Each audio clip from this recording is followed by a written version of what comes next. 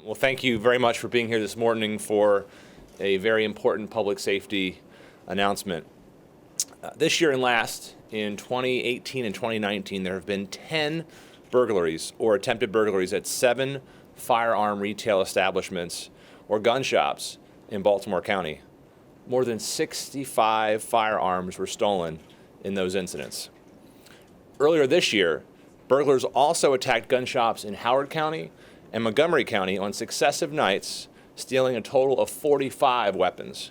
That's over 100 guns stolen from gun shops in Maryland over the last 2 years.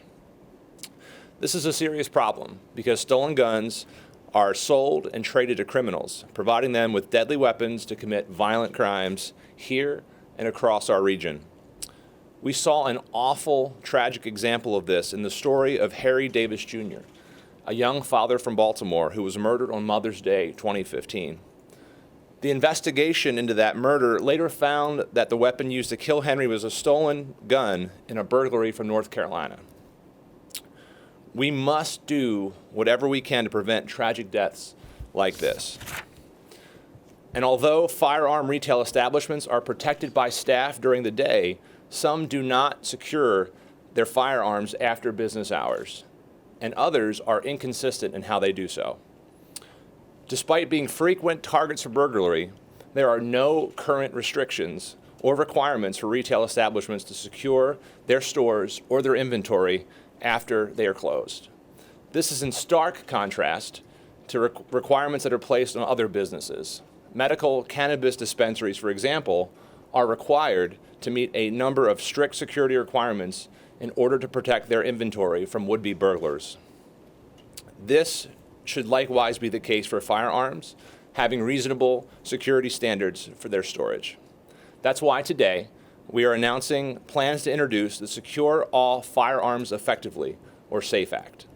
The SAFE Act will require firearm retail establishments and gun shows that fall under the county's regulatory authority to obtain a license in order to store firearm inventory in their establishments.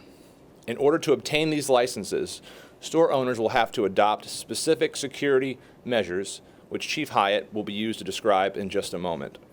There are numerous firearm retail owners in Baltimore County that are already doing this or more to keep their inventory secure and our community safe. So this straightforward solution will simply ensure that all gun shops under our regulation will do so as well. Gun violence is a problem and a challenge everywhere. Where there are gaps in the law, where we can help fuel violence, we have a responsibility and we should act to close those loopholes. This proposal will keep stolen guns out of the hands of criminals and off our streets. It's about keeping our communities safe. I want to thank my colleagues on the council, Councilman Jones and Councilman Patoka, for being here today in support of this effort, as well as we have Director Mike Malinoff from the Permits Department and Chief Hyatt, who I'll turn things over to now to provide additional details about this measure. During my first few months as police chief, I was immediately concerned with several incidents involving burglaries and attempted burglaries of firearms retail establishments within Baltimore County. Our police department has met with the owners and operators of these establishments following those incidents, but we have been unable to convince all of them to improve security measures to a responsible level for protecting their merchandise and protecting our community. Many of the establishments within Baltimore County are responsible businesses and good partners. They are securing their merchandise and recognizing the moral responsibility that they have. Unfortunately, other establishments are far less proactive or even troubled by the incidents. One owner noting that the guns are insured and are not considered a loss if stolen. From 2018 to 2019, as the county executive stated, 7 different firearms retail establishments within Baltimore County were burglarized 10 times. Several of these incidents were thwarted by security measures, some of which are the very same measures we are requiring in the SAFE Act.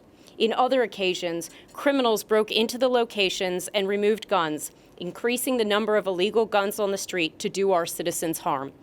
51 guns were stolen in one of those incidents. 51 guns. You may recall on June 12th and 13th of this past year, establishments in Howard County and Montgomery County were burglarized. They were rammed with the vehicle, and a total of 45 firearms were stolen. Not all of the firearms were recovered in those cases, even after arrests were made. In fact, one of our attempted burglaries in Baltimore County this year involved a suspect from those cases. Here is a video of what burglaries from firearms retail establishments may look like.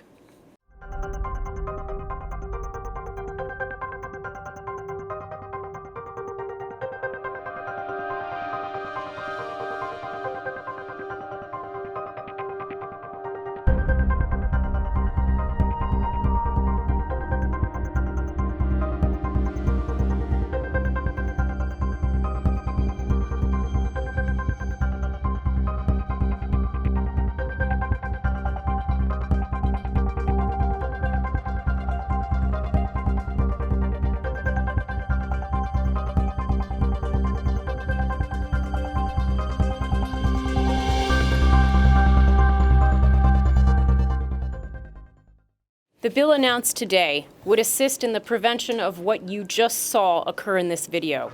It would create a new county license for firearms retailers and temporary gun shows that fall under the county's regulatory authority. In order to obtain a license, establishments would have to implement a safety plan approved by the Baltimore County Police Department.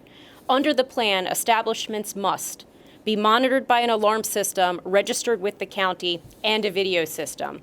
Include a combination of the below physical security elements: bollards or other physical barrier to prevent vehicle intrusion into the building as appropriate, security gates or screens over windows and doors, or a reinforced vestibule for doors.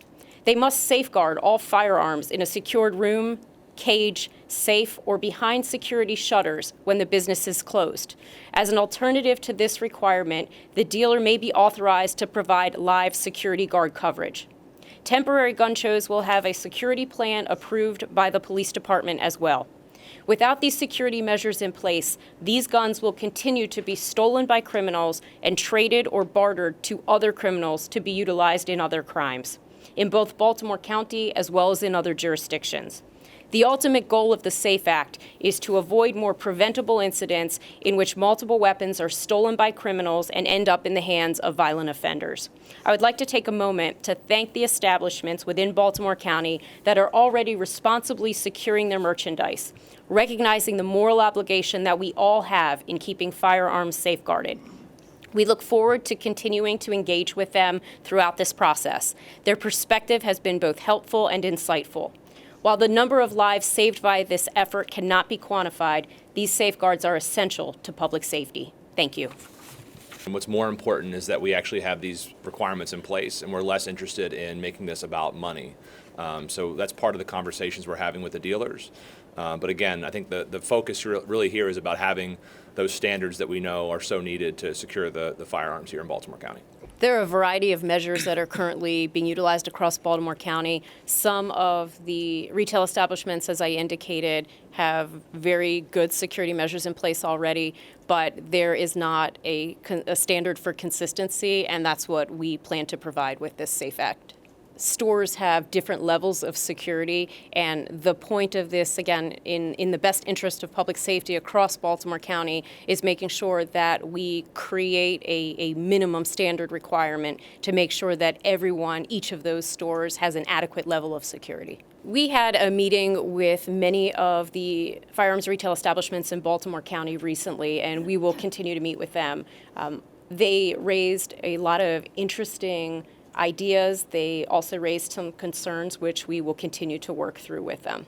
We actually mentioned the cannabis industry in particular, and those medical dispensaries actually have a higher standard than what's being outlined here in terms of physical security for the buildings. And so we think when you sort of compare the cannabis industry versus firearms and the fact that so many of those guns become illegal and are used in the commission of crimes, we think it's reasonable to have some standard of safety and security for guns, given the higher level in many other cases like the cannabis industry.